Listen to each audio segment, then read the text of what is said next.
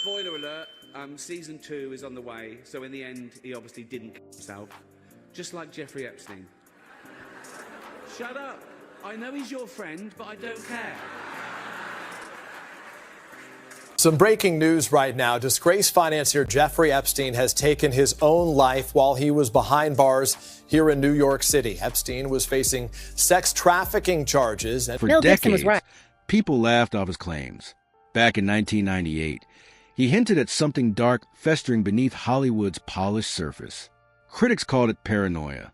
Now, with newly surfaced Epstein documents igniting debate, some argue those old warnings deserve a second look. A recently circulated document mentions a strange transfer entry marked BAL name, connected to an account allegedly tied to questionable transactions. Online commentators insist it suggests more than financial misconduct. They frame it as symbolic, ritualistic, deliberate. The Justice Department was expected to unveil millions of pages. Instead, only a limited release appeared before officials abruptly paused further disclosure, citing concerns over protecting victims' identities. Skeptics see that pause as suspicious. Supporters call it procedural. The Justice Department has finally released some of the highly anticipated Epstein files. More than 300,000 pages of documents related to the late convicted sex offender were made public today.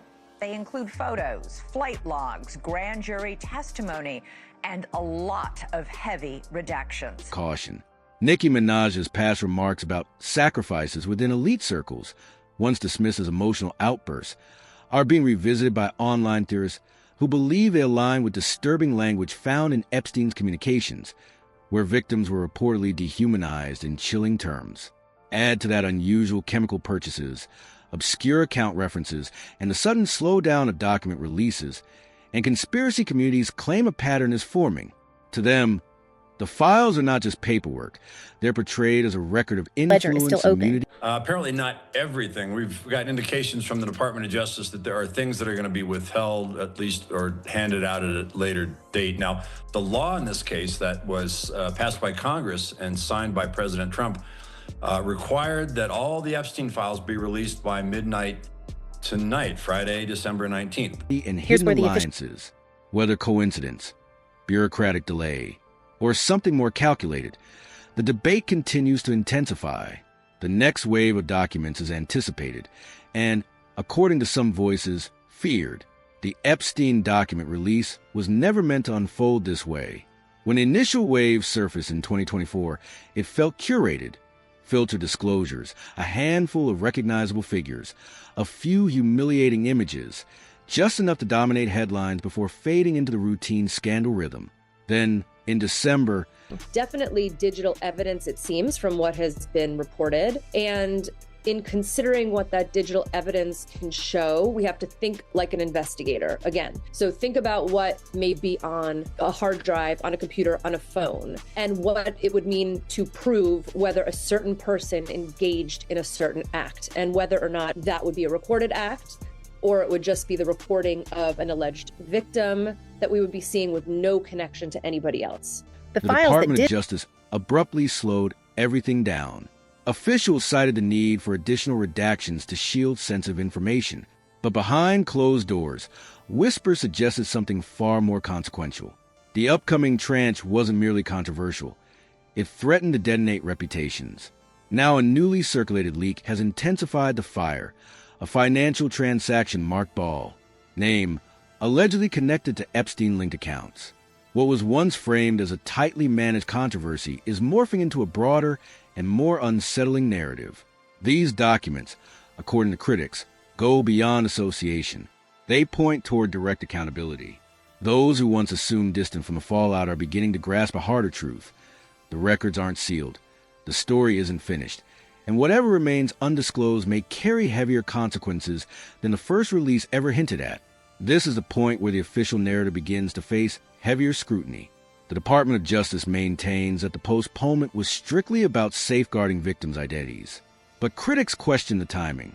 The pause coincided with online analysts highlighting a reference to Ball within financial records, a term some internet commentators linked to ancient mythology. Fact-checking groups dismissed it as a typographical error. Others who claim familiarity with broader documentation interpret it differently. The debate has shifted from focusing on one individual to examining the wider framework around him. To many observers, Epstein was not operating in isolation, but within a network of influence and protection.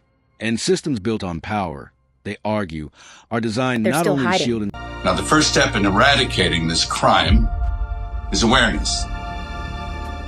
Goes the sound of freedom. Then there's the quietly remove liabilities.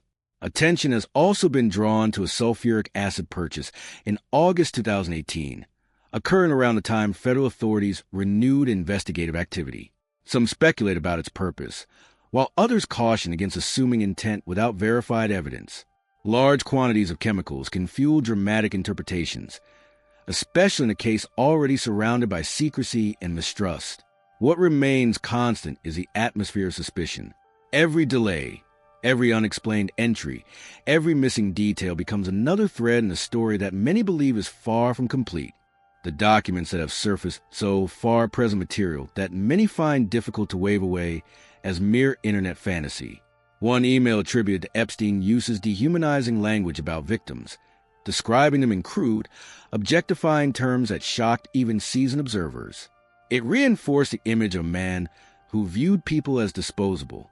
Another detail that sparked debate was a reported 2017... Comes to what's in these files. We've seen dozens of new photos we haven't seen before of Epstein and Ghislaine Maxwell with very high-profile people, celebrities, people like Mick Jagger and Michael Jackson, like you showed, also like British royalty and actors. All of that we sort of knew was happening. I want to highlight specifically two for the public interest, and that is President Clinton and President Trump. The most damning part... 3 pieces of the kiswa, the black cloth associated with Islam's holiest shrine in Mecca, delivered to one of his properties.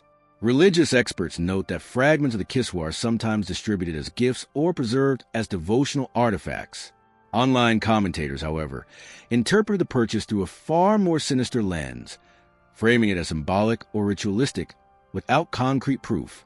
A photograph from a hunting gathering at Balmoral, the Scottish residence of the British royal family, has also circulated widely. It allegedly shows Prince Andrew, Ghislaine Maxwell, and several young women.